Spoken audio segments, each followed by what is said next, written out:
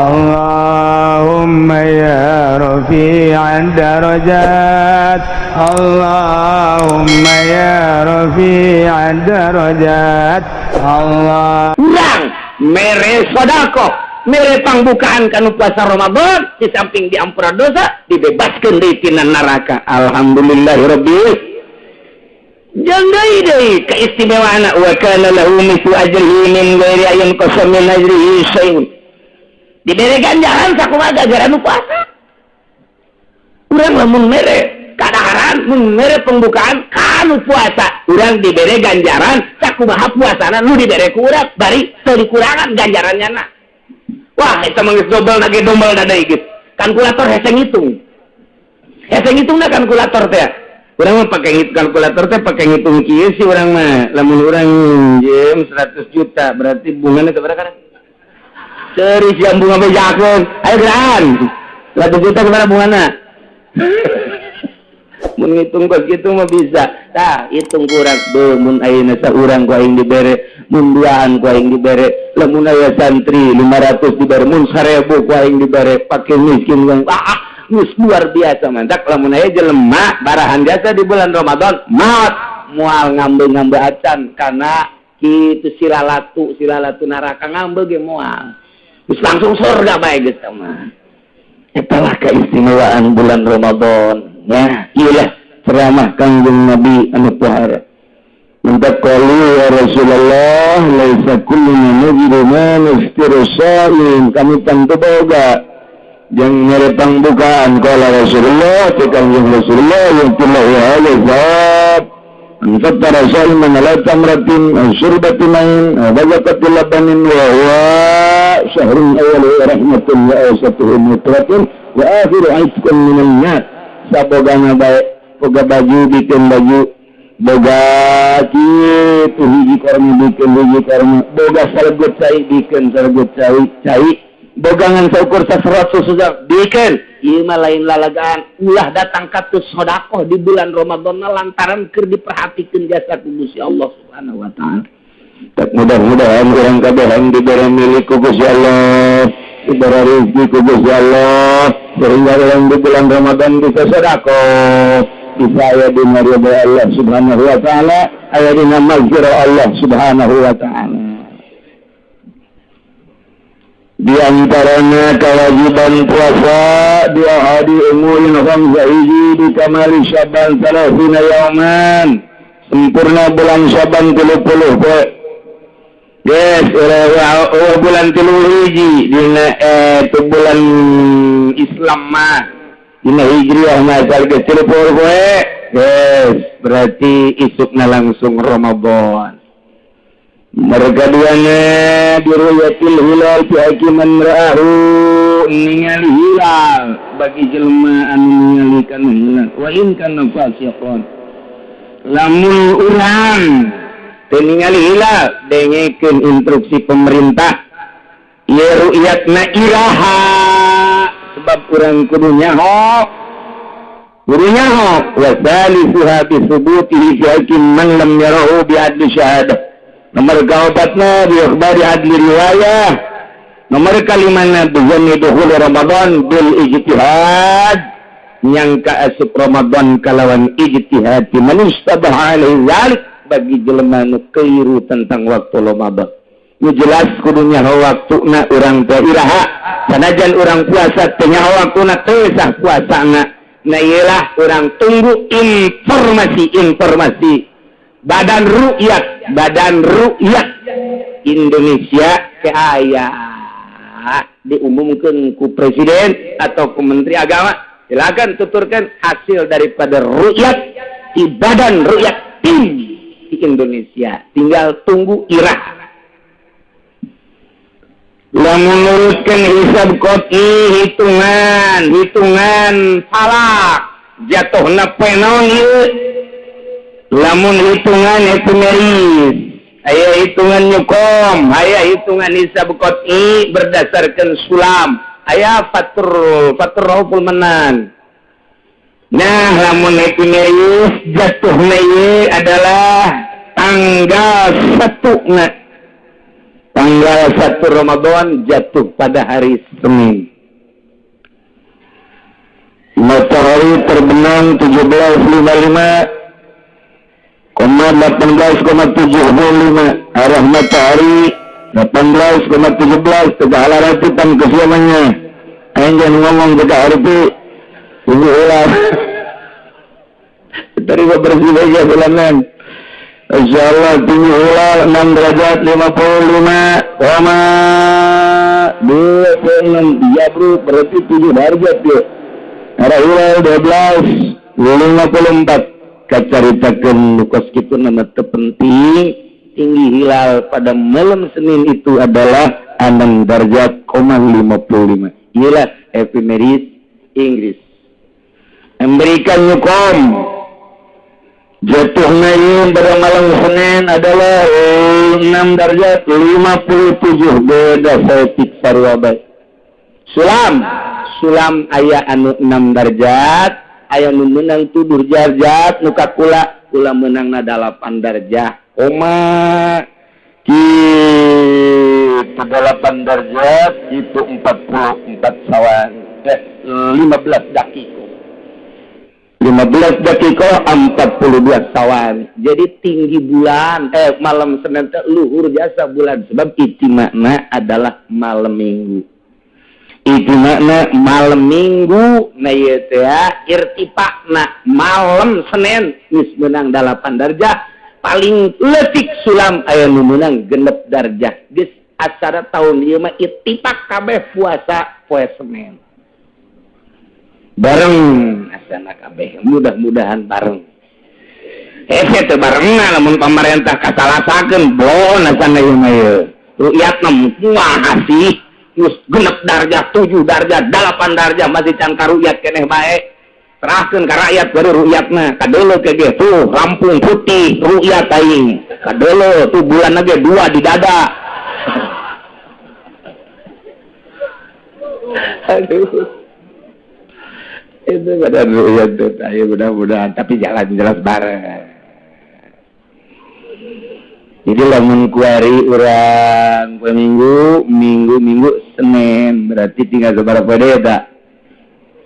Tinggal 7 poe deui. Seninna tah eta urang puasa insya lebaranana urang Salasa. Lebaran Salasa berarti urang puasa 29 poe. Alhamdulillahirabbil alamin.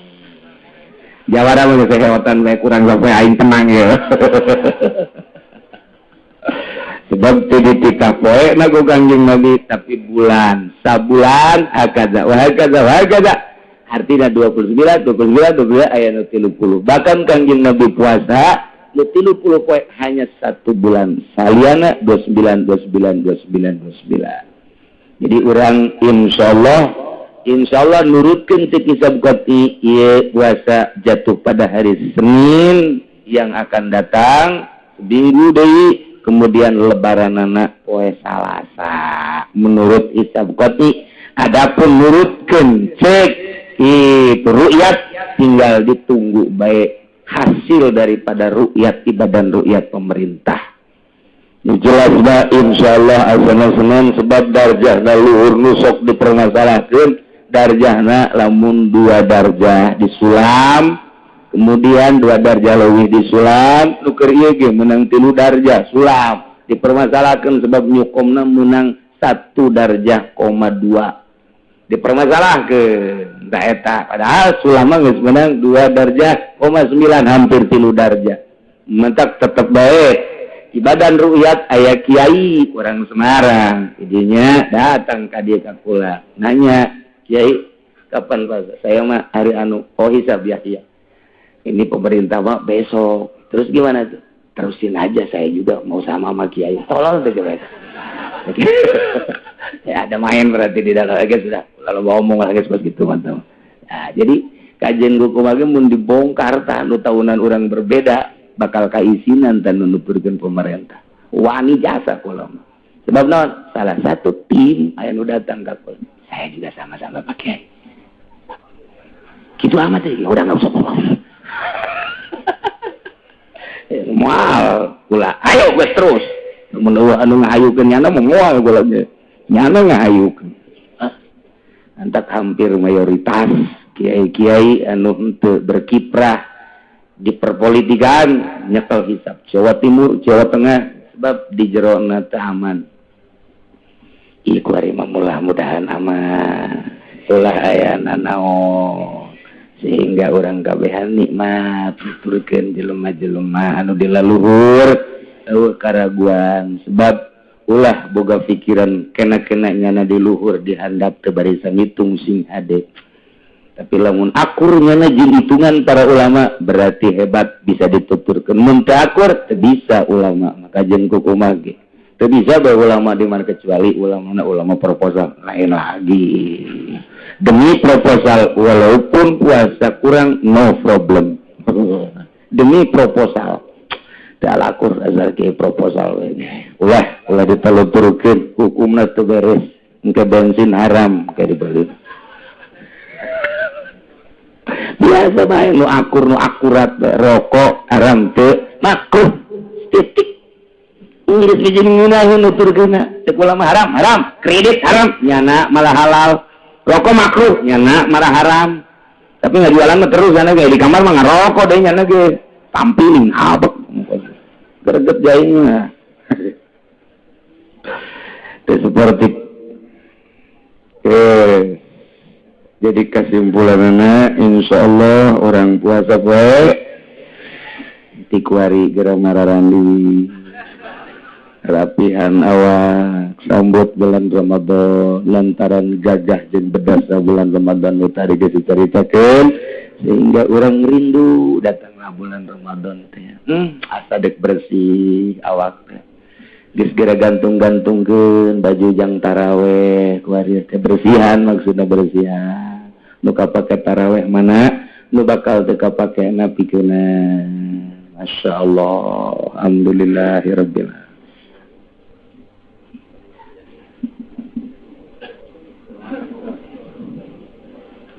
Alhamdulillahirabbil alamin. Ternyata dina penutupan pengawasan ieu aya Bapak Wahidin Halim. Mudah-mudahan atuh tadi belaka tuh. Mantap kawinkeun ku urang. Silakan. Ya.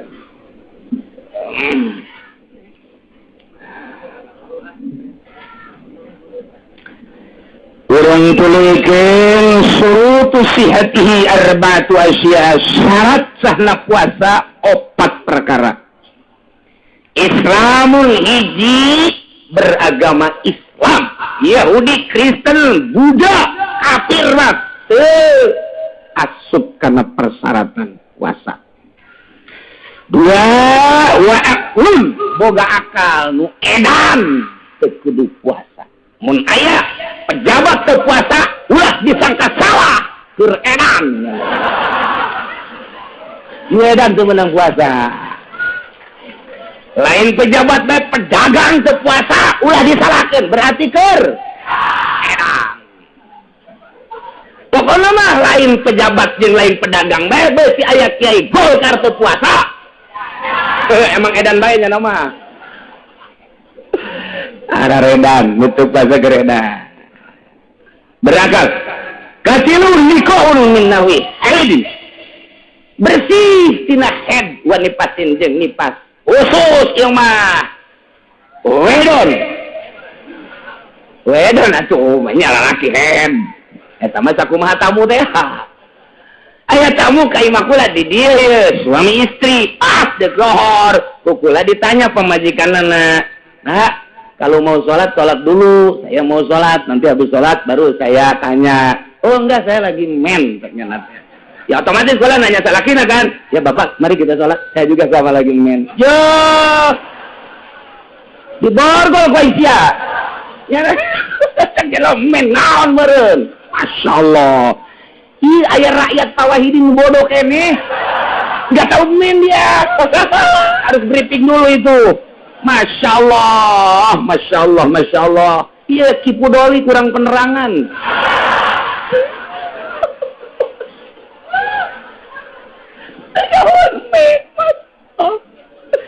Ya Allah, ai kitu mah teu nyahoan nya bahasa Inggris misalnya nya understand, teu nyahoan nya oh masalah geus.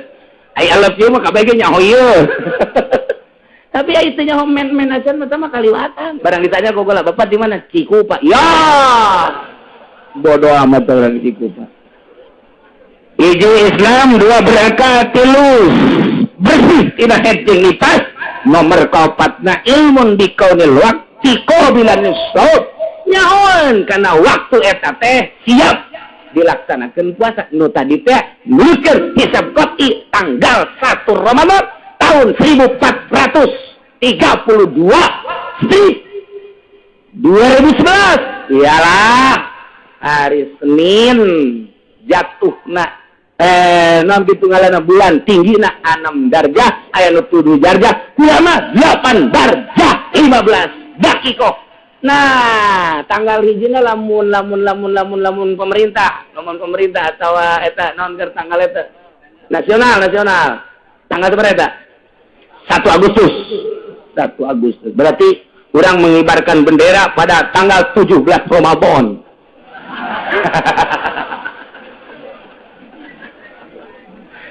Masyaallah. Surutul wujubihi khamsatu asya. Syarat wajib puasa 5. Hiji Islam. Nomor kedua wa taklifun taklif. Nomor ketiga itaqatun kuat. Jadi lamun teu kuat ya ulah puasa. Diinstruksikan puasa teh nu kuat, nu teu kuat mah ulah puasa. Allah la yukallifullahu nafsan illa wus'aha. Teu kuat ulah. Ya jelema kuatna puasa datang ke jam 12 buka.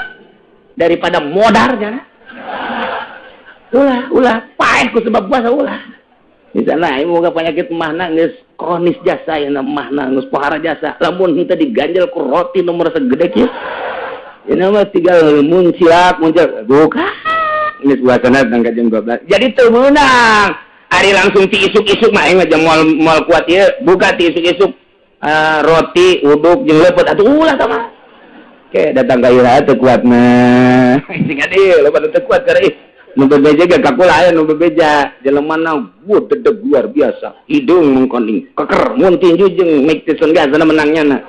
Tapi bebeja kakula ge cenah golong mau penyakit mah teu kuat jasa asal zohor bae teh gara-gara aduh cenah leuleus jasa kumaha teu puasa.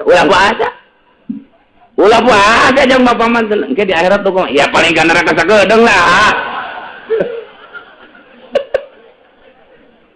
Artinya nu mantap kukula diomong gitu beneran nih walain lalagan waduh sakit itu dah dampakna tapi bebeja jara terkuat puasa itu percaya mah ditanya pamajikan sama 2 ya cabok bisa kau dia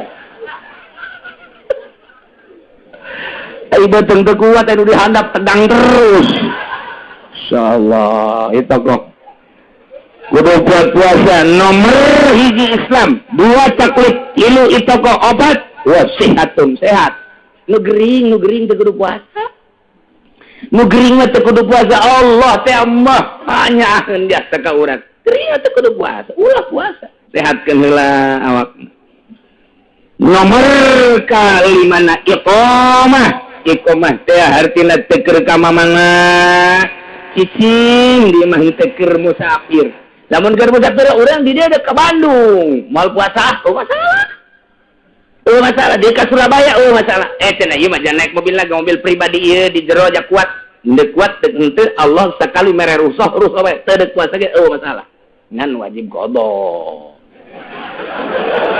ada qada mah nya teu puasa terus lempangan bae jelema tuh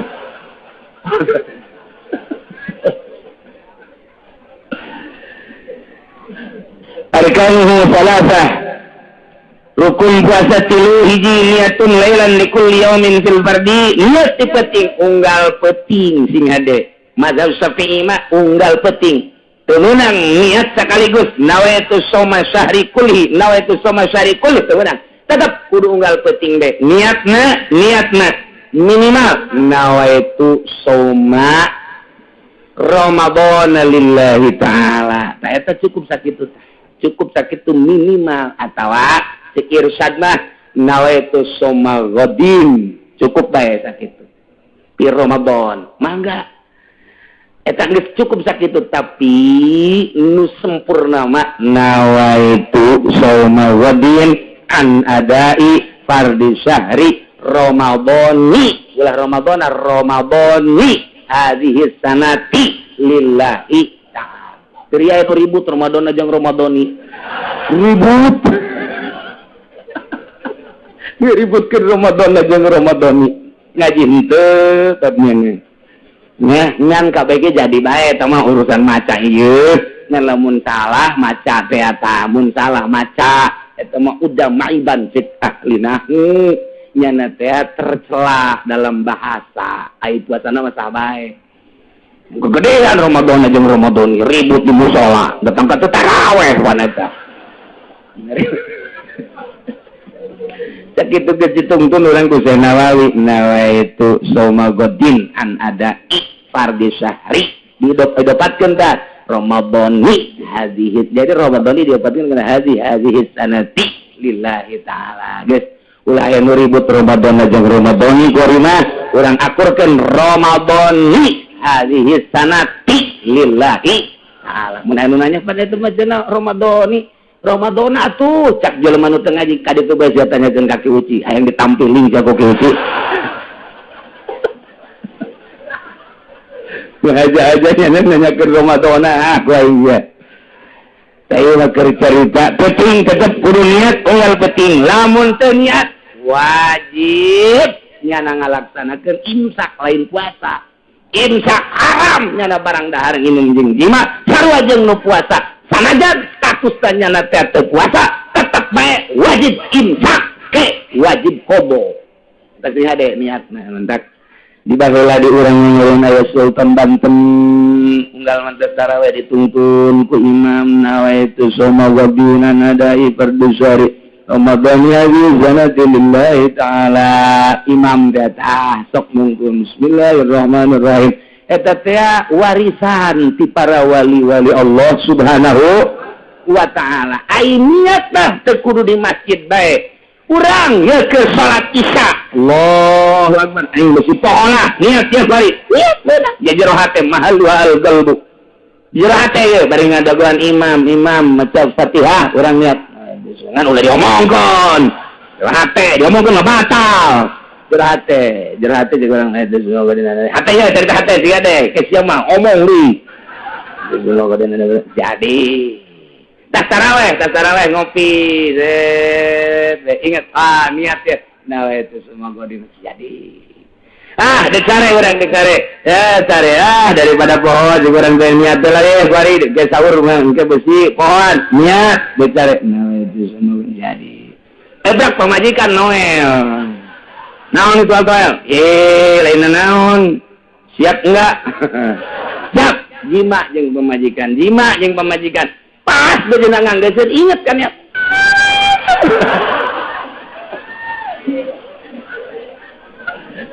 kadang kuing cuy eta abah pan niatna kitu amat jero amat eta babari jadi bae tan niat mah kok kitu teh jadi bae yang penting niat nomor kahiji niat penting nomor kadua tarku muftirin ninggalkeun nu ngabatalkeun puasa aing lain poho mah zakiron mukhtaron bara jahilin mazur ingat mukhtar ngahaja-haja berarti tur teu bodoh kana hukum anu diuzuri ai kitu mah manehanna pohoan teu naon balik ti pabrik datang ka imah istirahat diturut saja teh waduh aya urut sahur teu inget saya ketika can ka puasa dibuka aya jengkol jeung sambal nya geus gede we kaburu tah moal asup deui ka pabrik sikat teh dahar ya beres dahar minum nya 2 muk ngarokok deui tolong beres rokok Masya Allah sakjana orang yang puasa Ramadan eta kumaha tak gitu geus bae bacakeun alhamdulillahirabbil ngadoa ka Allah mudah-mudahan isuk poho deui Gusti.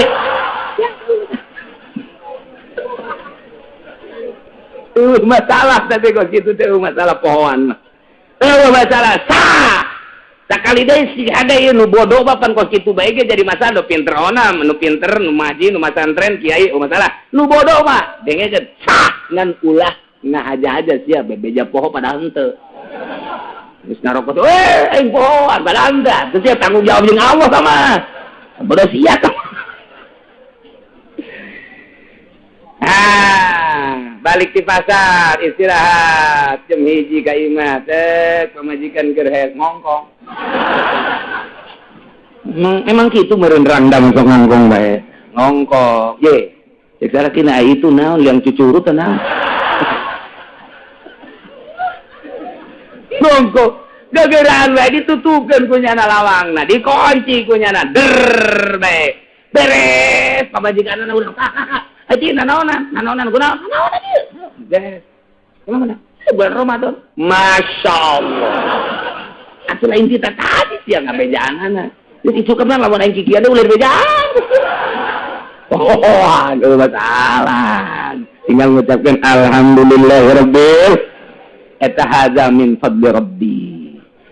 Kurang dahar fadl Allah. Jimat ti berang pohoan fadl Allah. Ulah kering bae mah fadl Allah. Tah itu ingat orang dahar batal. Ingat orang dahar minum batal. Mun teu inget batal. Atawa karep sorangan batal. Kamu dipaksa itu. Urang dipaksa, diciekeun. Kita dahar tetep bu. Tetep diwawalkeun ku nyana. Terus teu batal. Teu batal tak kos kitu teu batal. Henteu, tapi lamun kieu mah ayo sia. Aya dua ye. Kopi, susu, roti. Udah di dia aya tembakan, pistol. Makan, kalau enggak makan gua bunuh lu. Gua tembak lu. Makan. Jadi jokot punya nama kalungan. Pan eta mah ikhtiar nyokotna. Nah, eta mah batal tah. Udah nyana nyokot ka dieu tah. Tapi lamun sabodonya we masih urang mah. Di bodohnya we geus didaharkeun ku urang. Urang na balem teh lamun cakep batal. Berarti maksud atuh. Mun calaka batal, ulah calaka dicarangapkeun, nyana diwawalkeun, diasupkeun. Ai ka jero mah pantaman neureuy atuh hese. Eta mah hese pan mungser temen deui mah. Ieu mah teu batal tah mah kitu. Teu batal tah mah, tapi lamun nyokot batal, calangap ge batal termasukna. Urang dipaksa titah jima jeung pamajikan. Atau zina dipaksa ya orang kieu betul diomeh heula pasti teng ja asupan ai teu hayang mah moal man moal udang teng ya tapi lamun urang ngendut saeutik batal dia teu meunang ngendut aing ngaji kok kiamat sih aing dibejakeun salah teu dibejakeun salah geus kok kitu bae pate dituna asal ngendut bae saeutik ka dieu batal. Namun henteu teh gendut-gendutnya nenek cewek ge sapodo ge. Batal gitu. Arewe aing ngaji jeung urang lembur kieu doang. Kos gitulah. Nomor katiluna shaim nu puasa. Nah, kuari nu wajib qada. Wajib ma'al qada'i li shaumi al-kafaratul ulma wa ta'zir ala man afsada shaumahu fi ramadan yauman kamilan bijima'in tamin nasimin bihil shaum. Ya jelema ngahaja-haja bulan puasa jima jeung pamajikanna ingat bahwa dirina keur puasa taetanya na kudu mayar kafaratul ulma tur dipikeun ditazirnya na ka Lampung ka ditu. Kudu ai kafaratul uzma tenan kafaratul uzma ta itqu raqabatin mu'minatin meuli abid ngamerdekakeun abid anu mukmin ya Allah ya Rabb. Berat anu luar biasa lamun urang bulan puasa jima na iyalah bahayana pohara jasa kudu mayar kafaratul uzma di samping mayar kafaratul uzma oge kudu ditakzir dihirang atau dipikeun dua marhalah cerita baheula mah dua marhalah hese balik ai kuari mah dua marhalah teh adalah babari ti Lampung ka dieu ge babari jasa nu kira-kiranya na isinin karena balik ke mana dipicin teh nun cek di ditu kitu gitu mah gitulah jadi sing hade bulan puasa mah ulah ngadeketan pamajikan helangan nya lantaran ieu besi ai poho namun teu poho pan bahaya wajib mahal qada alin sakal sampi sitati mawadia wajib disertai qada deui wajib imsak nya qada dina genep perkara hiji al awalu fi ramadan puasana di bulan Ramadan di lain bulan Ramadan sanajan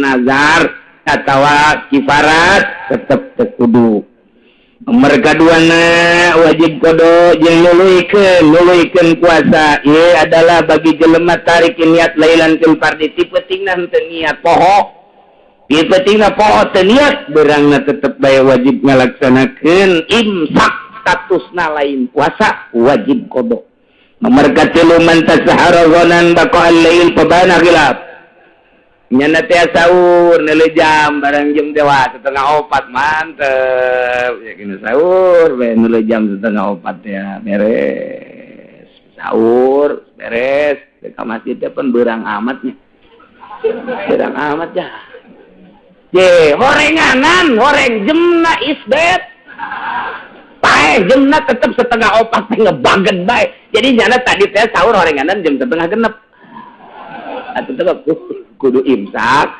status teu puasa wajib kodong ke nanti sing ade ke sahur tah jamna bener-bener kena lah nya bener-bener kena cas lah jamna batuna besi engke kos kitu tah jam 3 orenganan jam 5 kudu nerapi disangka ku urang puting keneh ternyata geus beurang urang minum urang sahur berarti statusna urang teu puasa wajib imsak engke bulan Syawal wajib kodong nomor kalimana laman bana lahu yaumul salasi syabana lahu min Ramadan nyana teu puasa disangka ku nyana eta teh tanggal 30 bulan Syaban ternyata horeng geus tanggal 1 Ramadan dianggap punyanan can tanggal ternyata geus tanggal wajib manehna imsak tur qobo nomor kagenep alaman sabaqahu ma'ul mubalawah min mabadatin wa imsakin ngala wudu begitu wudu tarik teuing wuduna ka dieuna tah kan kekemur teh ata kekemur cukup bae kocek ulah kenceng teuing ieu mah kenceng jo ka jero ya ka jero tah kos budak leutik ngeueum bae kieu kunaon jangeum lah inget pararana soreng minum eta ulah kos kitu jadi urang ka irung pan sunah istinsak teh ngintret banyak mun urang wudu di bulan-bulan biasa di luar Ramadan sunah ku urang teh diinsert teh ditarik teh kena rapi kena bersih di bulan Ramadan mah teh sunah cukup kitu bae di luar bulan Ramadan mah kakemu sunah sebereng sunah di jero bulan Ramadan mah ulah teh mun katelanjuran lek ka jero batal puasana di samping batal puasana wajib diteruskeun bae engkena wajib qada pembatalan puasa batal puasa biridatin ku sebab murtad jelema puasa murtad batal wa haidin jelema puasa haid batal nipasin jelema puasa nipas batal awiladatin keur puasa anakan ngajuru ngalair batal keur puasa wajununin edan batal sanajan sakedeung jasa keur puasa igmain ayan batal keur puasa sakarin tak ada di mabok ngaja-aja batal mabok batal nya kailah sing harade puasana urang rapih disiapkan diri orang supaya puasa orang mantap sesuai jeung aturanana sesuai jeung dimarentahna ya nek diperintahna orang ku Gusti Allah Subhanahu wa ta'ala rapihan al-iftar fi Ramadan arba'atu anwa'in buka dina bulan Ramadan aya 4 macam hiji aya nu wajib bukana teu meunang teu buka kudu buka bae hiji jelema nu haid, jelema nu nipas. Lamun awe-awe puasa jam 12 berang berbaik keluar getih wajib buka. Teu meunang diteruskeun puasa. Wajib buka. Teu meunang we terus puasa teu meunang. Wajib buka. Bulan Ramadan ngalahirkeun wajib buka. Jadi nomor kedua aya anu meunang doang puasa, anu meunang buka jaiz meunang doang kama fil musafir. Jelema berangkat ke Bandung sakadar jaiz. Ka Surabaya jaiz. Tangkilang ka Arab ge ka ditu ka Arab ah. Meunang buka cenah moal buka eueuh masalah sakadar wenang hungkul. Kitu kene nu gering. Nu gering tapi kuat ieu teh lamun diteruskeun mah puasa aya kemenangan ruso jelema kurang sehat buka puasana teu naon. Ada terus bae lah. Masalah. Dikira-kira ku sorangan bae. Aya nu wala-wala teu wajib. Nu teu meunang teu jaiz. Mana jelema nu edan kumaha nu edan we teh mah. Nu edan ieu aya nu haram kaman akhara qada Ramadan mata makuni hatta baqal waktu anu jelema boga qadaaneun 2 poe. Boga qadaaneun 2 poe di bulan Ramadan nu itu. Eta teh datang ka Ramadan nu ieu bahaya mun can ka qadaan. Sebab hadis Kangjeng Nabi aya anu nganyatakeun sanajan dhaif andai kata Ramadan itu can ka qadaan datang ka Ramadan nu ieu ta eta teh kudu dibayarna sapoena teh eta hadara 1000 poe. Ku gede-gedena dosa ngengke-engkekeun qada teh eta bahaya jasa 1000. Ya Allah ya Rabbi di hadis lain sanajan dhaif teu kudu dibacakeun ku hadisna tingali bae dina syarah irsyad ta eta teh aya anu nganyatakeun sapoe kuduna mayarna 30 poe. Ku gede-gedena dosa ngengke-engke puasa. Ngengke-engke ke puasa teh gede jasa tah dosana. Aya deui nu urang mah kuari di mazhab urang nu boga qadaaneun taun kamari kuari encan ka qadaan ku gede-gedena ganjaen non dosana tetep bae ari qadaana mah hiji dan bayar fidyah. Mun 2 tahun tetep qadaana mah hiji bae fidyahna bae nu ningkat 2. Selanjutnya ngan tetep bae ancaman Kangjeng Nabi ku ngengke-ngengkena ieu lah anu bakal diproses engke jaga di yaumul kiamah. Ulah engke andai kata aya jelema keur puasa qada waktuna deui tanggal 28 Syaban nyana qada tanggal 29 nyana jang qada ta eta teh isukna kemudian tanggal 1 Ramadan deui waktu haram sama bukana sebab pun buka deui waktu teu meunang teh mah wal fidyatu wa iqam non gitu aja meliftar arbaatun dan mayazamu fil qada wal fidyah an wajib qada jeung fidyah 2 hiji al iftar li khaufin ala ghairihi buka lantaran ngarempanan batur eta mah nya wajib qada nya wajib fidyah aya awewe boga anak leutik nyusuan duh ieu teh karunya jasa. Lamun manehanana ieu puasa bae anak besi korban mangkaning rada kurang sehat anak teh meureunanan palaleun lah ieu mah demi anak dek nyusuan bae meunang teh kos kitu ngan engkena nya wajib qada nya wajib fidyah tak kos kitu atawa nu reuneuh demi anak ieu di dieu lamun puasa pan karunya besi teh sehat kaluarna moal puasa awewe reuneuh moal puasa ente naon ngan engkena wajib qada wajib iya asani alifar mata kira qada imaim kani atayati Ramadan awasani ay mayazamu fihil qada dunal fidyani hiji mah qada doang teu kudu fidyah sahaye wa yasurul bayi maka mugban aleh jelema anu mugban aleh ayan eta mah nya wajib qada teu kudu fidyah ke di mana cager engke jaga Salihwa mayazamu fil fidyah dunal qada wajib fidyah tekudu qada saha sayhun kabirun aki-aki umur 90 tahun geus kuat lempang-lempang acan tapi aya lelempangan mah hayang we lempang teu kuat tapi mun anakna nu ka mamana milu aing aki-aki teh kok kitu tolol mun da anak nandek lempang nyetar mobilnya hayang milu tapi aya lempang mah geus kuaten puasa geus kuaten aya dahar mah gembul dikitu aki-aki jeung nini leuwih parah malah nini mah eta teh teu naon nyana teu puasa sapoe mayar fidyah saliter sapoe mayar fidyah saliter nah ieu nu dipermasalahkeun dina ayat nu kamari ku urang diaji teh takjilna kumaha takjilul fidyah geus bae dibayar sakaligus bola 30 poin ya dibikeun geus kabeh ka fakir miskin abe unggal poe bebas teu kudu merede cek sawareh ulah cek sawareh mah teu nanaon naon sebabna sebab can puguhnya na umurna datang ka 30 poe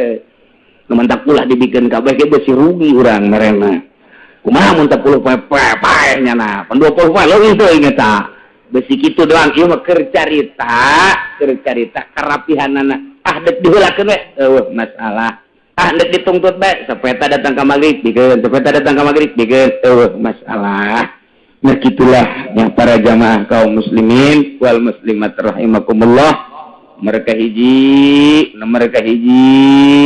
urang ngadoa ka Gusti Allah mudah-mudahan urang diberi kuat ku Gusti Allah ngalaksanakeun puasa bulan Ramadan neneh ditutup ku doa terakhir di ayat tamu urang milu ngaji Bapak Wahidin Halim milu ngaji da ieu mah ala kadar penghormatannya sebagai wali kota Tangerang persilakan untuk memberikan sambutan telah diperbuat oleh istrinya. Saya menukiki ditanya soal dosa mantu kababawa salakina mah sebab dama pribadi urusan pribadi deui kecuali lamun ku salakina diantep atawa dititah malam minggu kali itu lumayan 1.000-2.000 neraka tuh salaki kata soal minta maaf atuh kudu ka salakina lamun bakal fitnah tapi lamun bakal fitnah mah teu kudu saya hem ku sorangan kebejang ceng-celengan di akhirat itu bae mah adapun salakina hayu nyaho kumaha tindakan salaki terserah dek diteruskeun bae rumah tangga mangga dek gesan bae eueuh masalah tergantung kumaha bae geus kitu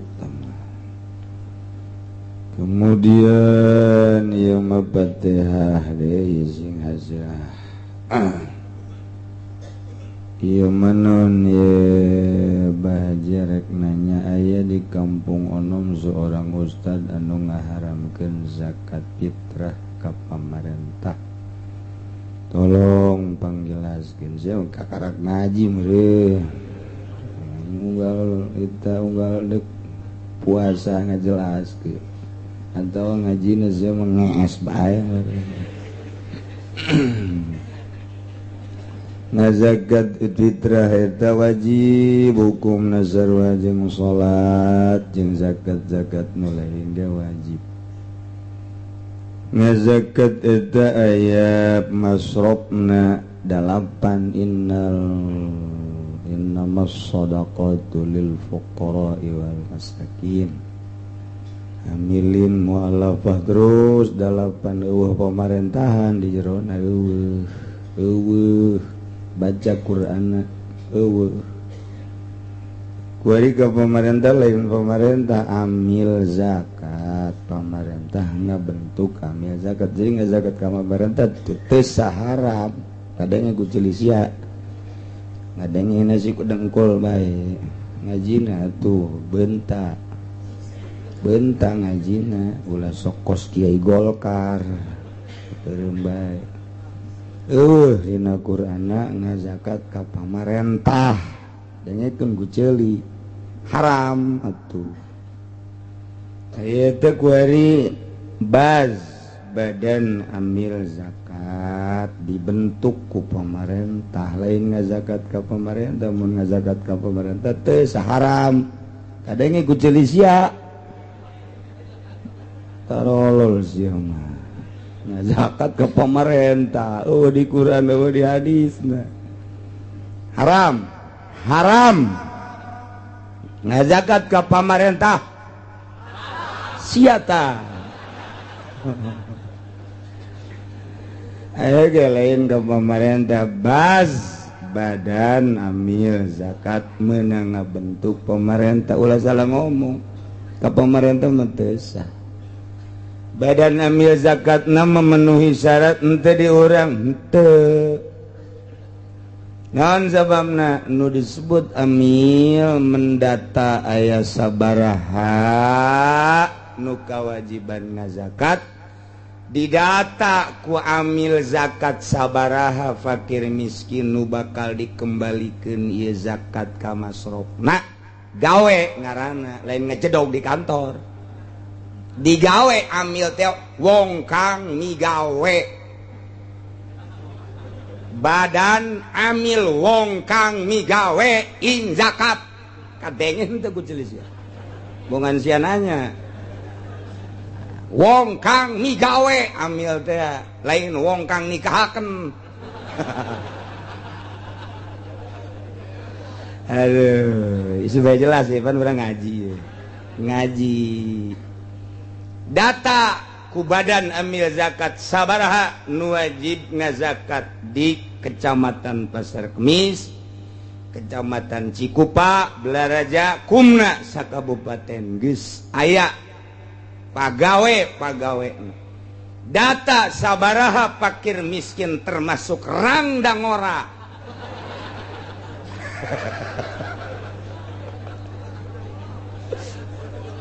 nukolo tapi nu aya caian keneh eta pagawean baz teh beres set cokotan mawa karung badan amil zakat dibagi rantingna ka kecamatan ka desa nyana nu kudu datang ka unggal imah utusan pamarentah mawa karung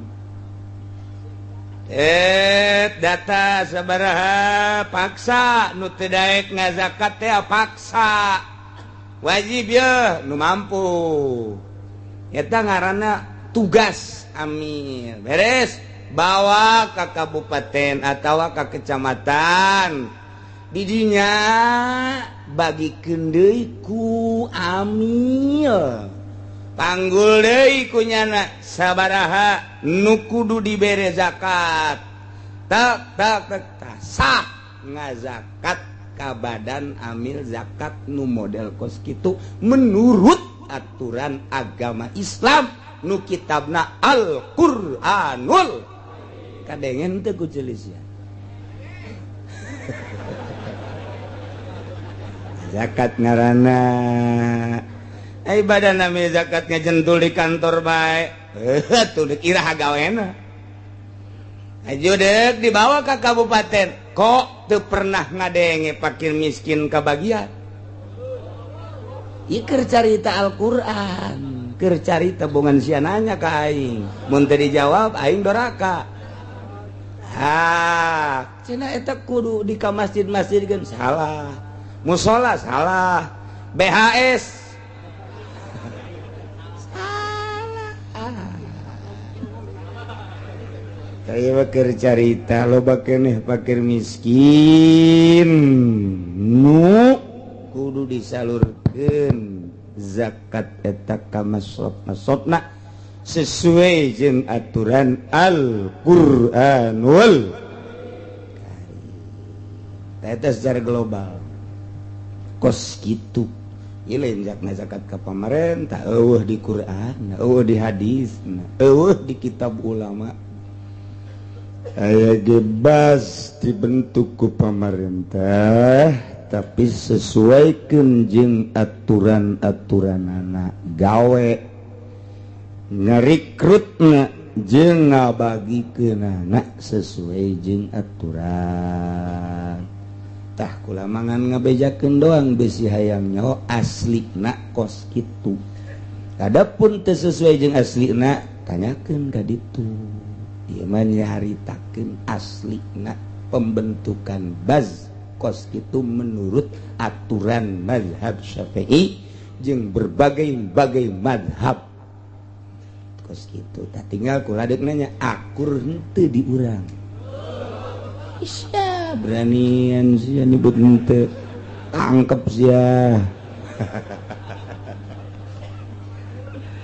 tinggal lain kudu ditangkep benahi atupan ieu negara urang pamarentahna mayoritas Islam masyarakatna mayoritas Islam mun ditanya kabeh ge sieun ka neraka hayang ka sorga bupatihna gubernurna camat ka hansip Tommy sieun ka neraka atuh lain kudu ekstrim lain kudu haju pamarentah degeng perbaiki benahi jakabeh ge ieu teh beragama Islam yu urang benahi negara urang minimal sakabupaten Tangerang saprovinsi Banten supaya rapih lain haju kudu kiai nu bener teu beres teh kiai tidak sesuai dengan aturan pemerintah nak nu kudu dirapihan jasarwa urang pada hayang ridho Allah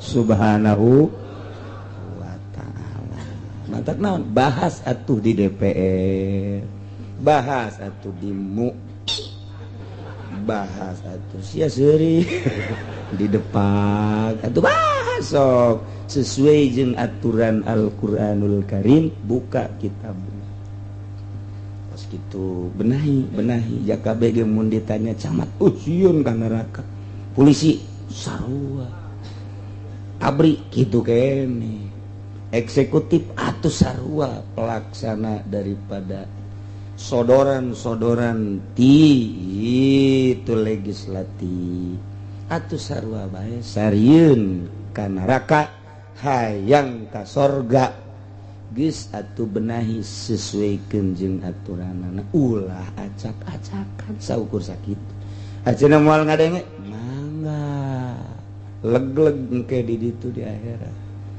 sok ka ditu sakitu hungkul tah abeh nyaho ditanya naon gitu bongan sia nanya tah pas kitu tah pertanyaan sia pasti sia ieu greget ka kiai nu ngaharamkeun nu bener sia nu goblok ge abe jawab itu malah mengingat di kampung saya banyak saudara-saudara kita umat Islam yang ikut merayakan tahun baru Masehi dengan membakar petasan, kembang api dan juga kegiatan-kegiatan maksiat lainnya, bahkan diantara mereka ada ustadz dan orang ustadz Golkar dan orang-orang yang sudah punya pangkat haji Golkar. Untuk itu tolong dijelaskan sekali lagi hukum merayakan tahun baru yang seperti itu. Atuh temen teu kudu hese-hese ieu dititah apa henteu ku agama enggeus sakitu. Lamun dititah mana ayatna mana hadisna, lamun henteu atuh kasia-sia doraka eta mah. Ye menyeuna ge milu masalah ye. Aduh, iyalah jang ningali kumaha datang ka mana ieu mempertahankan akidah, mempertahankan kesucian agama, ternyata atuh kos kadari alam memahami makna Al-Quran itu hukumnya fardu ain apa fardu kifayah. Memahami makna Al-Quran mah itu butuh untuk fardu maca na nu dipardukeun ge fardu ain Fatihah. Fardu ain mah anu tiba ka tiap-tiap hulu mun teu bisa doraka. Eta Fatihah lantaran jang salat unggal poe sapoe sapeting minimal 5 kali yakni nu farduna tambah nu sunat. Adapun memahami makna Al-Qur'an tergantung kebutuhan. Lamun orang butuh jang pembahasan misalnya zakat atuh wajib jang umum fardu kifayah atuh lamun teu mah membahas soal salat wajib membahas soal puasa dan lain sebagainya wajib lamun diperlukeun mun teu diperlukeun atuh henteu ngan maca na nu wajib ain bagi jelema anu geus akil balik sakitu bagi jelema anu makna maha makna Al-Qur'an kemenang ku otakna sorangan kudu make hadis makna ayat ieu dijelaskeun ku hadis Kangjeng Nabi kumaha hadis Kangjeng Nabi na hese dijelaskeun ku ucapan ulama hese lantaran mujtahid na iyalah dibahas ku para kiai-kiai nu mampu nu menguasai kana istilah-istilah sebab aya istilah fikih disebutna mustalahat hadis mustalahat Quran mustalahat fikih disebutna usul-usul fikih tah kos kitu jadi hese nyaritakeun makna Al-Qur'an lantaran lain kudu dihartikeun ku otak urang kalam Allah boro-boro ngahartikeun karak macana ge haju eungap bae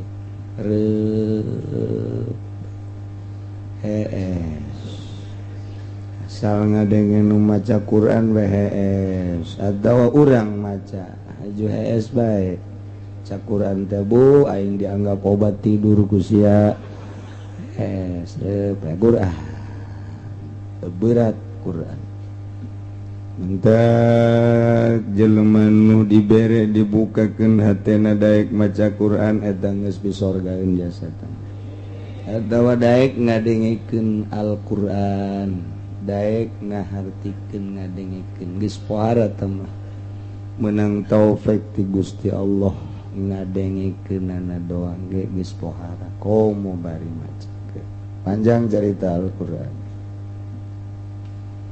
urang neruskeun masalah pembunuhan ngabunuh aya 3 rupa hiji aya ngabunuh kasalahan mun teu ngamaksud kanu dibunuhna imah katimpah urang keur naek ragag nimpah nu dihandap kasalahan wa imah urang malang kenaon bae kemudian aya jelema liwat kasalahan atawa urang nembak manuk ternyata di luhur aya jelema kasalahan keneh atawa urang kitu nuar tangkal kayu ai praktea dihandapna teu kadeuleu aya jelema liwat deui bae gubrak ninggang kasalahan teu kudu dibunuh deui tamangan wajib bayar diat. Nomor kedua aya ngabunuh ngahajain qasodaha bima yaqtulu goliban lamun ngamaksud migawe ngabunuhna ditujukeun ka jelema nu rek dibunuhna make alat nu biasana osok maehan sok ngabunuh kaya ning pistol bedil golok pedang jeung sajabana ta eta kakara kisos. Nomor katilu kasalahan lain ngahaja lain tapi sarupa jeung ngahaja syibhul amdi di mana-mana ngamaksud cuman ku alat nu biasana henteu maehkeun kaya ning nyana ngagebug make leungeun lalaunan atawa make pecut atawa make tungked golepak pae syibhu amdin sarupa kana ngahaja teu wajib kudu dipaehan deui jadi maehan anu kasalahan teu wajib kudu dipaehan deui maehan anu sarupa jeung hajat teu wajib kudu dipaehan deui nu wajib dipaehan deui mah nu ngabunuhna ngahajat tah eta wajib dibunuh deui lamun ieu dilaksanakeun di negara urang moal aya pembunuhan jelema ngabunuh-bunuh deui aman bakalna cak saha cak Quran teh cak Gusti walil qisasi hayatu ya ulil albab bu panjang dongengna cek ahli bilaga kos gitulah walil qisasi tetap kana kisos sartina lamun dilaksanakeun hukum kisos bunuh deui bakal bukti hayatun kahirupan anu jujur nu adil loh jinaun ya ulil albab hei nu baroga akal sampurna laksanakeun gegera di negara bunuh deui mun anjeun hayang kaasup kana ulil albab nu boga akal sampurna lamun di sebuah negara kemudian ngabunuh teh dibunuh deui berarti teu baroga akal nu sampurna cara di Vietnam ngabunuh teu dibunuh deui lantaran teu sampurna akalna ai di urang mah atuh ai dibunuh di urang mah kos kieu bae kitu nah ta ieu carita pembunuhan tinggal selanjutna lamun ceuk kamari Zaid nojos ki Umar make jarum ai nojosna ditojoskeun kana biasana nu sok paeh kayaning ditojoskeun kana embun-embunan atawa kana kitu urat beheung ta eta sanajan make jarum nu leutik lantaran ditojoskeunana kana nu biasa ngabunuh ta eta termasuk kana amdun bae wa kadza bi ghairin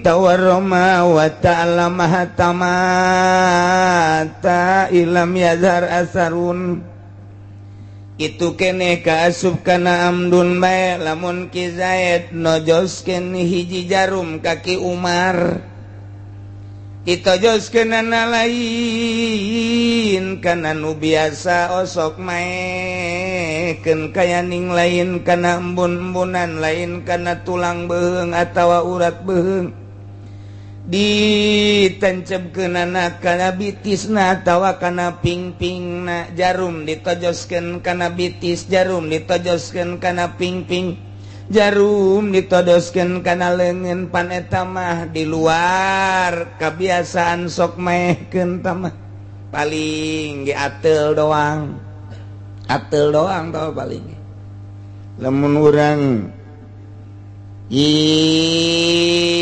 ngawirid hizib Rifai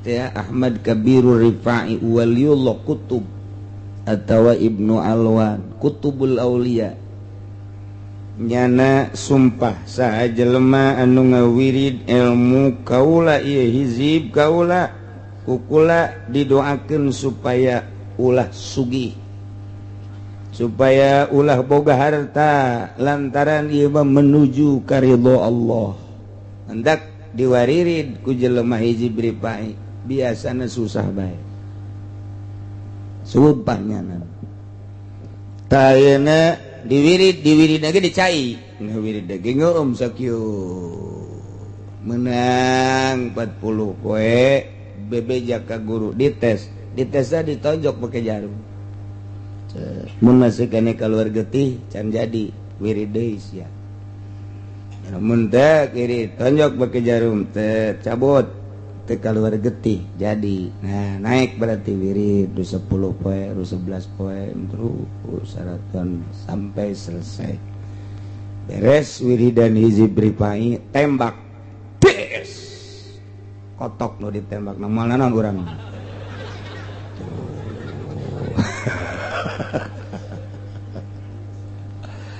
eta istimewa hiji bripai mandak anu jadi geng Tanjung Priuk baheula ternyata ngebogaan hiji bripai nu ngagebogaan nu jadi geng di kitu Grogol baheula eta teh urang Pandeglang boga hiji bripai itu keneh zaman baheula nu jadi geng di kitu pasar sayuran danan garang-garangna induk eta ge sarua boga hiji bripai teger hiji bripai entek kurang kulon mah lamun aya nu nang tangan buka dada kajenting aya 3 ge buluna buka pilih ku sia dik belah mana sia ngadek aing ngagolok aing nembak aing mun geus jadi hiji bripai teh kos kitu teh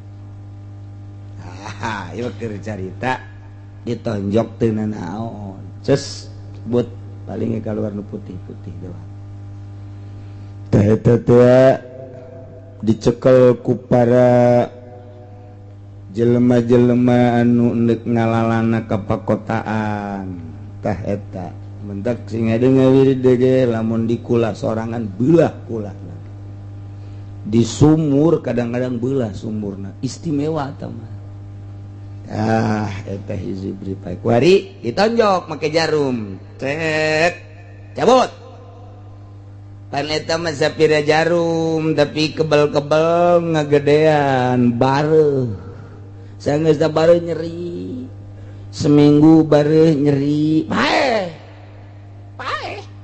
ku jarum doang paeh batur mah ku ditembak kitu naon nyana ku jarum is dead ya tuh geus kitu bae eta mah paeh ku sebab eta ngahajak keneh ka asup ngahajak keneh ka asupna entak eta wajib kudu dibunuh deui masyaallah nah iyalah wa kadza gitu kene sarua jeung amdun bae bigoirihi nonjokeun jarum ka lain paranti nggon paeh itu ge intawaroma lamun haju bareuh wa ta'ala majeng nyeri hatamata hingga paeh eta jelema asup kana amdun bae masyaallah masyaallah Pailam yazara sarul wa mata fil hali pasibu amdin Zaid nonjokeun jarum ka tonggong Ki Umar cas cabut deui eueuh pangaruhna naon sugan aya bareuh teu sugan aya nyeri teu eueuh tapak-tapak jaruman sama sakalingan rada ateul doang ai praksa jam 2 jam maot ta eta makasup kana syibhu amdin artina kaasupkeun kana sarupa jeung haja teu kudu dipaehan deui ngan wajib bayar diat 100 onta lalawaranya urusan nyawa mah masyaallah sing hade wakila cek sakaol ma eta ge nu kitu ge amdun bae kaasupkeunana berarti paehan deui wakil lala saya cek sakaol ma lain amdun lain sibi amdun teu mah teu aya naon-naon sapira ku jarum doang teh kumaha lamun ditojoskeunana eta jarum teh kana anu biasana henteu aya pangaruh Wow goroza lamun Zaid nancemkeun jarum pimalayu limu kana anggahota anu henteu nyeri contona seperti nonjokeun kana kulit akbin keneung mapan ayana ditukangeun dampal pan eta mah tilok aya pangaruhna naon lantaran eta mah tu sarua jeung lamun di kuda mah nu kitu mah ngaranna teh ngaranna calakutik kutik pun di kuda mah di kuda maupun biasa lagi osok di bersihan make peso pan salah kutik make peso dirapihan budak kori mentenya make peso harus ke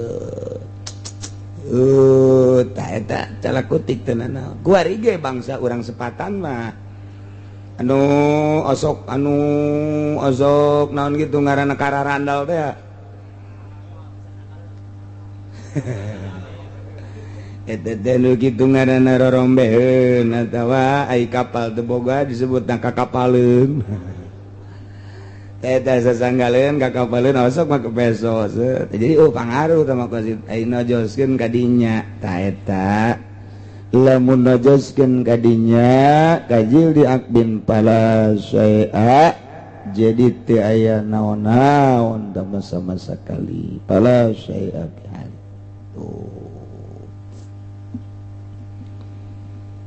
Zaid seorang polisi ya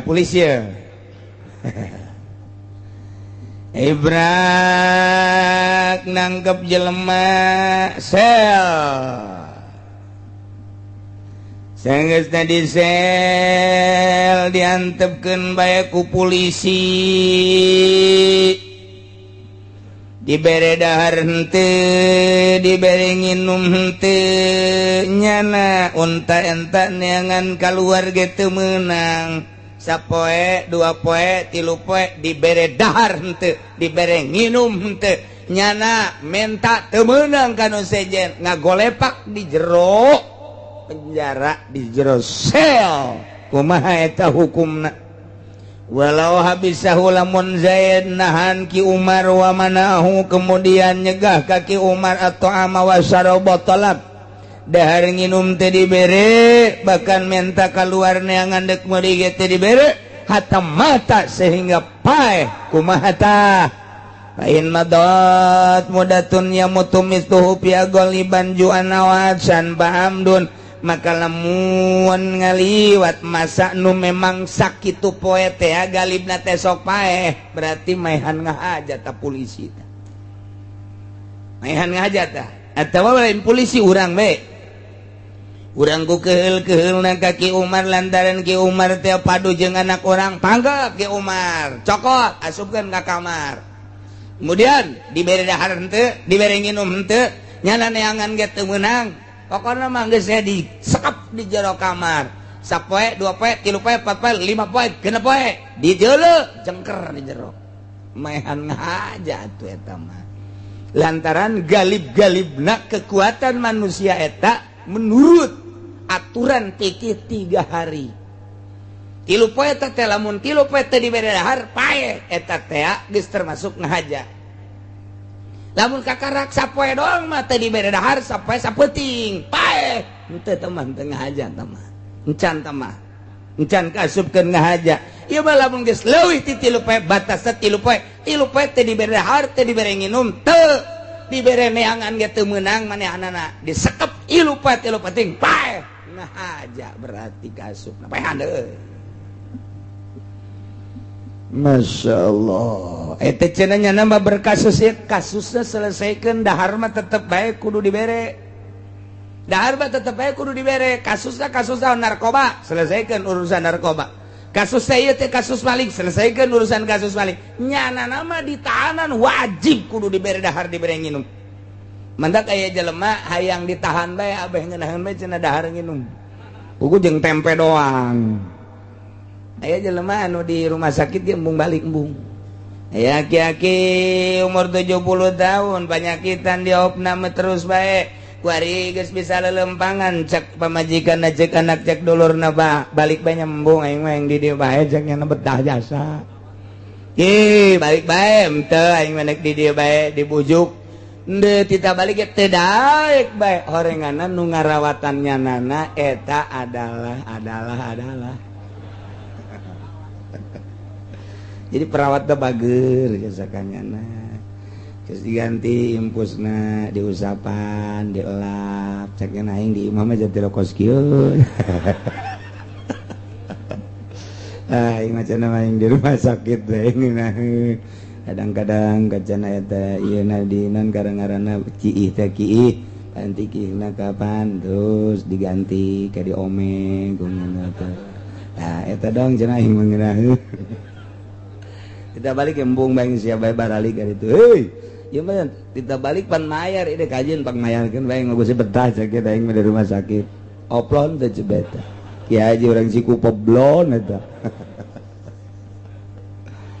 aya nu hayang di penjara bae balik di penjara lintuh lantaran dahar dibere sanajan kangkung tempe oh beban sakena kena ya tuh macam-macam jelema teh anu ngeunaheun di penjara teu ngeunaheun di luar aya nu ngeunaheun di luar teu ngeunaheun di penjara tergantung kumaha manusia ngan ieu mah tetep bae kudu dibere dahar bae teh dibere dahar doraka samun lamun saja jadi paeh atau jadi amdun di dunia mah masalah tetep bae di akhirat polisi eta engke disidang ku Gusti Allah urusan kasus mah kasus tapi urusan mere dahar mah tetep bae wajib boro-boro manusia jajak-jajak aya hiji awewe ge nyekep ucing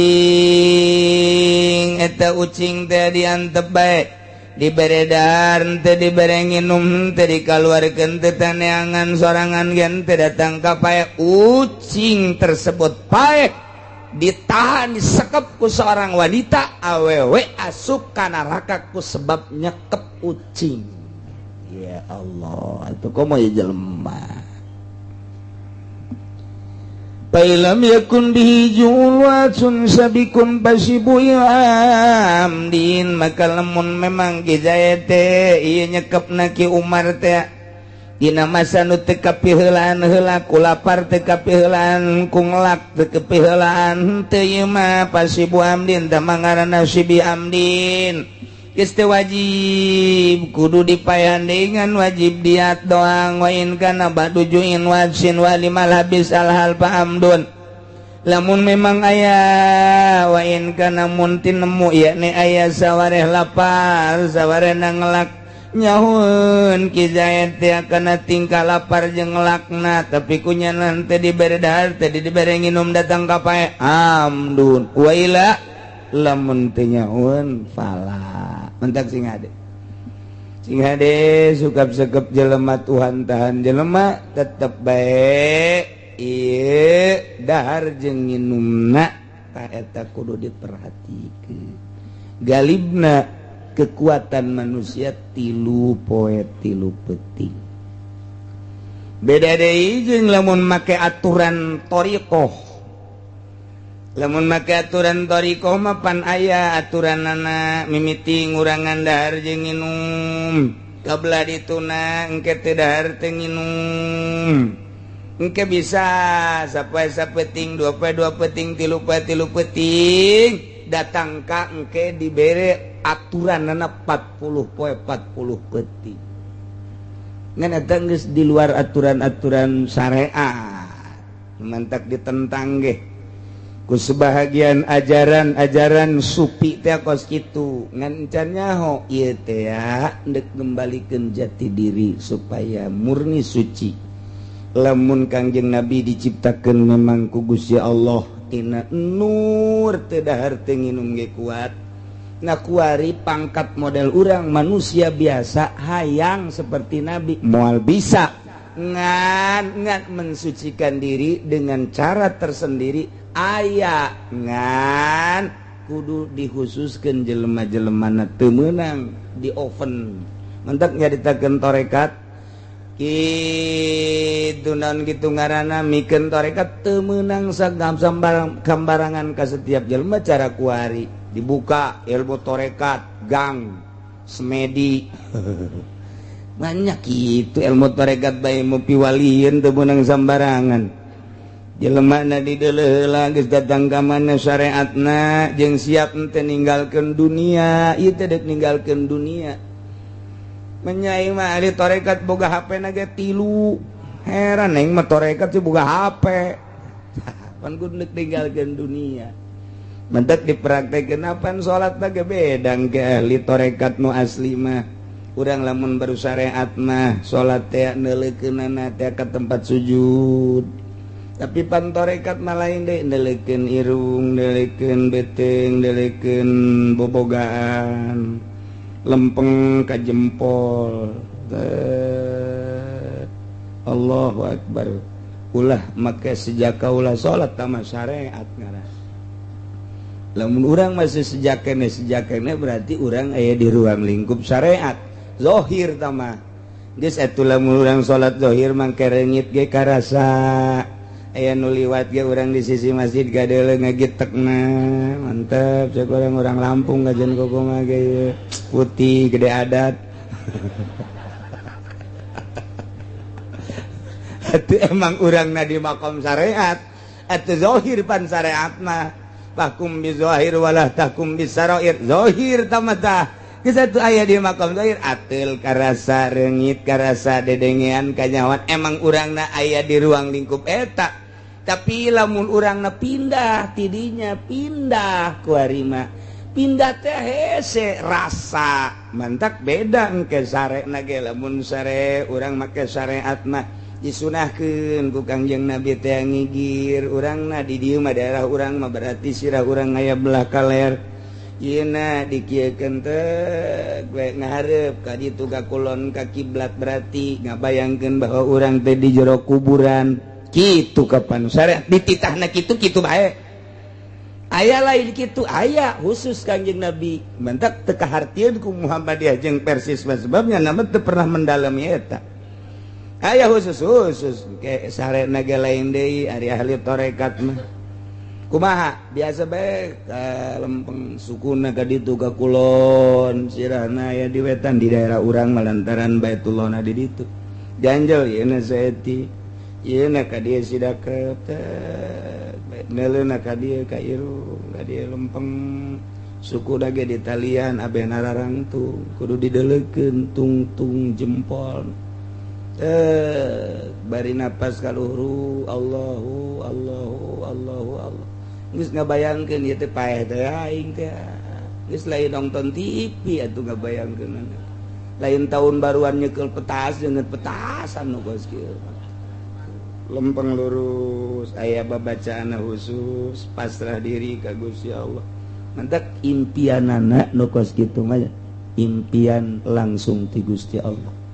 Geus bersih mandi teh wudu teh tuh jadi beda an matak ieu keur carita ulah sok nandakeun jeung nyebutkeun tarekat ka anu sok zikir isin lantaran tarekat mah piwalieun deuk ninggalkeun dunya manya barang norekat teu wauh jeung jelema barang norekat hajus hasem barang norek kos kitu amat sih teu nyaho berarti kana aturan-aturanan biasa bae engke namun geus jadina tarekat mah eueuh nu dipekekasieun hiji iwal Allah anu dijalankeunana secara zahir syariat nyaritakeun wudu nyaritakeun salat puasa ari dararaek mah ari henteu nya nama emang geus ka Allah bae geus salatna ge ngeunaheun nya nama tadu disebut lazat salat teh eta tah jiwana geus ka Allah bae. Geus masih kena boga perasaan salat sorangan, salat teh aing usolli sejak kaula salat eta teh pikir teh moal aya ngeunaheun salat datang ka modar ge kos kitu. Datang ka paeh biasa-biasa bae salat sebab naon? Ngarasa dirina nu salat. Ari ahli tarekat tugas jadi mah pan henteu boga rasa diri nu salat teh. Naon atuh? Atuh teh mah geus kos kitu bae teh mah geus pokon. Kanikmatan tersendiri Allahu Akbar. Ta eta teh pindah tah eta pindah na tina syariat kana hakikat katempo geus alam-alam katempo teh lain katempo kumaha aya di alam hakikat sagala rupa teh geus ku Allah sagala rupa Allah etalah jati diri manusia teh kos kitu sakumaha Kangjeng Nabi ngan Kangjeng Nabi nyaritakeunana teh khusus sebab dititah dakwah teh syariat mentak teu meunang tak kos karar itu mah teu meunang lamun aya anu ngembangkeun kos kitu kemudian nyana ngajelaskeun cara diurang Syekh Siti Jenar dibunuh cara di Irak Ki Halaj dibunuh bae lantaran naon sasar kudu kumaha tuh dirahasiakeun jak kabeh ge engke perasaan teh kos kitu bae Syekh Hidayatullah Maulana Hasanuddin Syekh Maulana Yusuf termasuk Ki Asnawi Caringin Syekh Abdul Karim terus ahli-ahli Allah teh boga perasaan kos kitu mantak dunia teh leutik nya mararasaan teh leuweunna naonan ieu teh eueuh sebabna eueuh pan dunia teh tatadina engke bakal eueuh deui atuh kunaon mikiran nu eueuh atuh mikiran nu maha bako bae saha Gusti Allah artina mikiran Gusti Allah teh kumaha atuh aturan-aturanana laksanakeun ulah mikiran dunia mah tadina eueuh kuari aya ke bakal eueuh deui kok urang riweuh kuno eueuh tuh jaheunya balik ngridit deui eta nu ngantak hese ge ha ieu ilmu teh lamun diteruskeun ngaji sanggeus ngaji fikih urang ngaji tasawuf kakara ke ngaji tasawuf mah caritaan Minhajul Abidin caritaan jelema nu geus usul ka Gusti Allah nyaritakeun ihya caritaan tama Imam Ghazali urang nyaritakeun ilmu hakikat perasaan dituangkeun di sebuah tulisan kitab Hikam Syekh Athaillah teu meunang saturut-turut da urang nurutan hikam aja dipraktekkeun kurang sasar ujianana naon sababna can datang eta mah perasaan hakikat dituangkeun di sebuah tulisan dijadikan kitab jadi tauhid aslina adalah hikam tuturkeun ku urang sasar ujian kudu kumaha tuh lalaunan mondok heula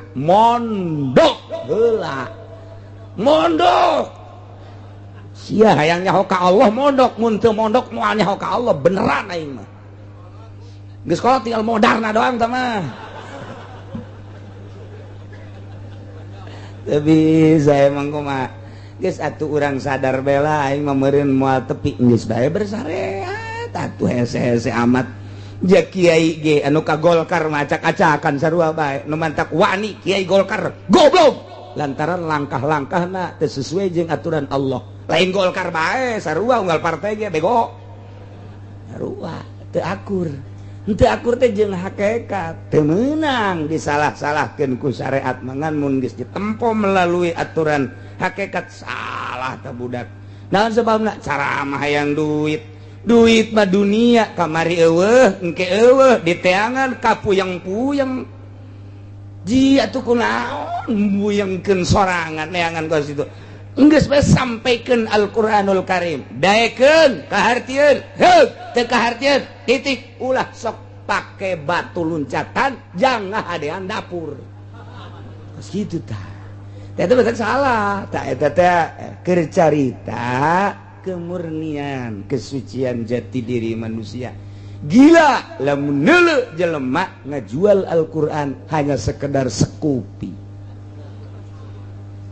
hanya sekedar apansa, hanya sekedar pondok pesantren, hanya sekedar sebuah majelis taklim. Ya, teu kudu boga majelis taklim nu mewah, asa nyaan nerangkeunana handapeun tangkal caringin. Beki parah.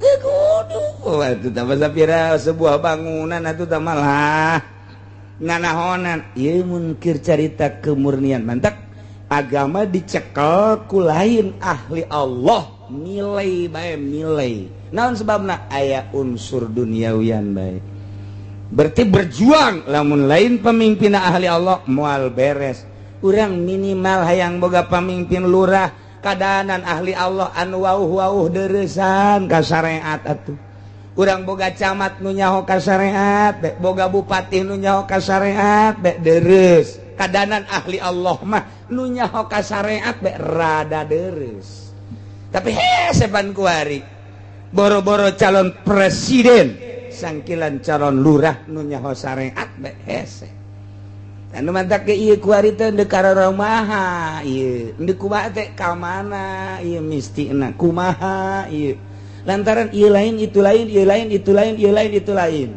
Nah, kuari lamun geus ilmu tarekat digelar bahaya lantaran naon eta teh mutiara mah tiba heula ge tilok aya nu digelar sisi jalan tilok aya mutiara digelar di sisi jalan kos kauka moal aya nu digelar sisi jalan nu di sisi jalan mah teh mah kayu Ambon Cikupa tamah Mekah Malikoka sebenarnya duit 10 real 20 real itu mah sarupa tapi tak sama kos gitu mutiara tuh mal ber mal bisa digelar-gelar kos gitu jae teh hese tak kuari teh urang baheula mah ngadenge Jawa Timur aya ahli Allah Jawa Tengah aya ahli Allah urang kakarak ngadenge doang ge aya Abah Hasan Mangli di Magelang teh tiis teh di Kudus aya Mbah Arwani tiis rarasaan hate teh di Pandeglang aya Abu Yadim Yati jeung Ki Bustomi hate teh tiis perasaan naon sababna wauh henteu naon teu urang ngarasa sejuk dirina teu pernah bergelut memikirkan barang-barang nu bakal leungit timbullah Kiai Golkar haridang mentak urang nyaritakeun Kiai Golkar we tah kanyahoan ku ari salahna naon ngahareudangkeun ka jelema oh nyaho ku sia Golkar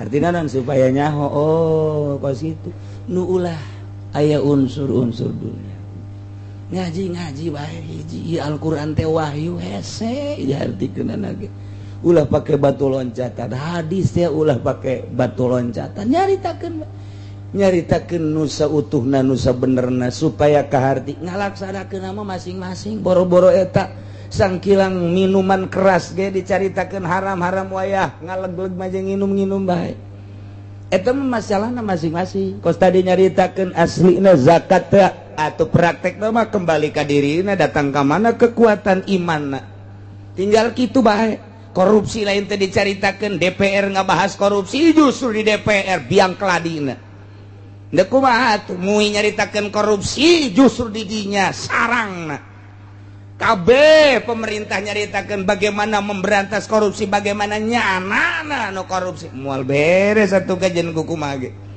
ja kabehan tah mah tah balikeun ka diri urang engke ge ahli Allah mah isin ngalengka ge isin besi salah ngomong isin besi salah sebab ieu teh cak Allah haram besi ku aing teh diharamkeun aing dikutuk ku Gusti Allah isin aing mun geus boga isin ka Gusti Allah berarti akur jeung cakangjeng Nabi al haya'u minal iman isin eta bagian daripada iman isin ka Gusti Allah heulanan menyalahgunakeun hukum nu haram jadi halal nu halal jadi haram ieu mah ustad be ustad deposito ustad baik Ustad kuari hayuh mawa ka Cisoka neangan umat jang meuli daging kumaha lalakona ieu sih kumaha lalakona geus puguh ngridit geus puguh bang tambah deui nu kos karar itu kuari aya deui haji ge make multi level sarua bae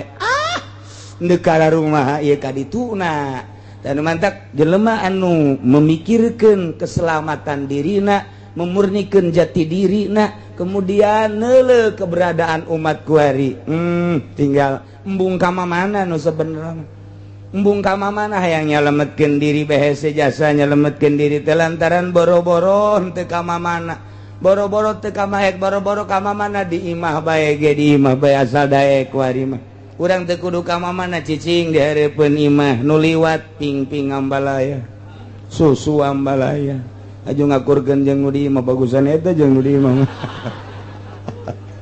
mulai teu beres Pak tuh eta ze nek saha jelema anu bakal mimpin agama hese mimpin negara hese ieu mah keur carita baheula mah teger jasa aya para wali-wali Allah urang lamun ngadenge Syekh Nawawi nu mantak lumpat ka Mekah ge kumaha dikejar-kejar di dieu ku Belanda Syekh Nawawi teh lain sambarangan lumpat ka Mekah aju cicing di Mekah pikiranna teh hayang ngembangkeun ilmu di urangnya teh di dieu teh geus loba muridna nyaah ka bangsa jeung umat di urang tapi nyana teh lamun aya di Indonesia ditangkep bakalna ku Belanda dibunuh sebab pengaruhna satu kali ucap luar biasa pengaruhna asa cek Syekh Nawawi ngidul asa cek Nawawi ngaler padahal masih keneh budak keneh kunaon eta teu boga intrik teu boga kepentingan duniawi hiji bae ngajak ka Allah jelema narurun mantak tangkap cek Belanda kabur Syekh Nawawi ke Mekah aman di Mekah mah jeung nu sejen aya eta abuya nu kamari maot teh daman huri emang di Mekah na kumaha di Mekah na teh apan manehanana teh lumpat ti dieu teh keur zaman Soeharto rit jasa asal kiai teh asup Golkar bae ditangkap nyana embung jasa ka Golkar disalametkeun ku Gusti Allah hakikatna mah nyana lumpatkan ka Mekah eta kiai daman teh lain ka Mekah sembarangan embung diteken di Pandeglang tidak asup Golkar lumpat ke Mekah ngan harita mah zaman aman di Mekah jadi guru besar nyana di Masjidil Haram kebelah dieuna Wahabi nyerang keluar ti Masjidil Haram ngan mukimin jeung santri nu ngaji kebelah dieuna sarua pemerintahan Arab teh lantaran Wahabina kenceng jasa akhirna nyana terus diteror cicing bae paling lumpat ka dieu dititah ka dieu deui lantaran dibutuhkeun tafsirna nyana teh muka pasaran tafsir cek nyana lah geus ngeunaheun di Mekah ibadah maotna ge di Mekah dongeng dihareupeun kula lain semata-mata lumpat ka Mekah teh haju hayang rineh lain nyalametkeun ku embung-embungna tekanan Golkar geus bae ku ari mah Golkar geus runtuh sekarang bersemi kembali bae aing mah nyaritakeun tetap perjalanan Golkar teh ngabunuh karakter kiai nu ancur-ancur di Pandeglang teh kudu dicaritakeun saha kiaina lantaran anak nama araya keneh kuari di Tangerang anak nama araya keneh kuari hancur santrina 400-500 Pandeglang Serang moal dicaritakeun anakna aya nu ngaraji ka dieu hancur termasuk di Tangerang guru aing sarua di Garut Harmoko datang beak santri guru nu hiji mah aman di Cianjur beak Golkar teh kos kitu cak Golkar emang aing salah henteu sia mas kiaina nu salah sia mah henteu salah terus bae dirinya geus ngendoglos kiaina nu salah kunaon salahna kabita ka duitna kiaina nu salah aing mah lain nyarekanan sia Golkar mah jaga runtuh ngan sekarang bersemi kembali sakitu doang hati-hati kiai nu aya sing hade ka Golkar ieu nu mantap kula dicaritakeun deuleu sejarah Golkar ieu urang teh ngaji amil jurumiyah ulah datang ka runtuh deui jauhan Golkar jauhan lain greget ka Golkar na siana ulah hayang duit Golkar sakitu beja Golkar mah terus bae besi aing pajar nyalahkeun Golkar henteu aing mah gegedena mah nyalahkeun nyanana jeung siana abenaon ieu ayu urang babarengan ulah kabita kuno kitulah tapi kula aneh una kula aneh ye zaman harita lamun disumbang ku P3 teh hancur-hancur teh model eta sebabna merasa bahwa di P3 mah ieu adalah aya napas agamaan jeung dizolimi ku Golkar loba nu dibere ku tokoh-tokoh P3 aman-aman bae tapi asal dibere bae ku Golkar sabaraha pasantren di Garut sabaraha pasantren di Bandung geus teu kudu ka Garut ka Bandung ja sia mah kitu disebut teh cak urang Bandung mah naon kitu ngaranna teu lokal mana teh naon ngaranna ieu bae Pandeglang teu kudu caritakeun kiaina anakna aya keneh batur kula malah pasantren Serang ajuran pesantren bae 2 tingkat Tangerang lain lalagaan sabaraha kiai panglomana di Tangerang ajur ku Golkar kabitaeun kiaina Golkarna mah teu salah sapira tanggal kayu DPR na nu tolol mah deui sarua. Tapi urang ulah sampai hancur kedua kali keur masa etik wayahna lah lamun dibere duit teh mah Golkar cokot bae duitna. Eta mah lebu teh ngaranna. Ih kumaha ieu mah nyaritakeun teh aslina kos kitu ta Golkar teh. Jadi bere ku P3 ba zaman harita henteu pati kumaha. Tapi kuari mah ulah kuna naon ge geus bae kajen tapak. Batur matapa di gunung wali matapa di hutan di gunung urang matapa ulah daek dibere ku Golkar ulah daek dibere ku partai ulah daek dibere ku bangsa kos karitu beta geus hebat kiai di zaman kuari mah teu kudu ka gunung teu kudu ka leuweung tapa ulah ngeridit tapa ulah boga TV tapa ulah boga HP tapa ulah asup ka Golkar tapa kos kitu geus jadi wali asana kiai asal boga anak bikang bae. Seboro-boro ka gunung dapat dinu gitu guys sejasa Masya Allah karim iyalah cerita ngabunuh. Jadi berarti Golkar ge pembunuh sebenarnya mah, pembunuh karakter kiai. Andek beusi aya tokoh Golkar dek diajak ka imah, awas nu ngajakna ku aing sia ditampiling sia ku aing. Teu ridho aing mah. Beneran sia aya. Sieun sianya. Dek DPR tah, dek camat tah, asal aya tokoh Golkar datang ka imah, ulah siana ku aing nu bakal ditampiling sia. Wallahu a'lam.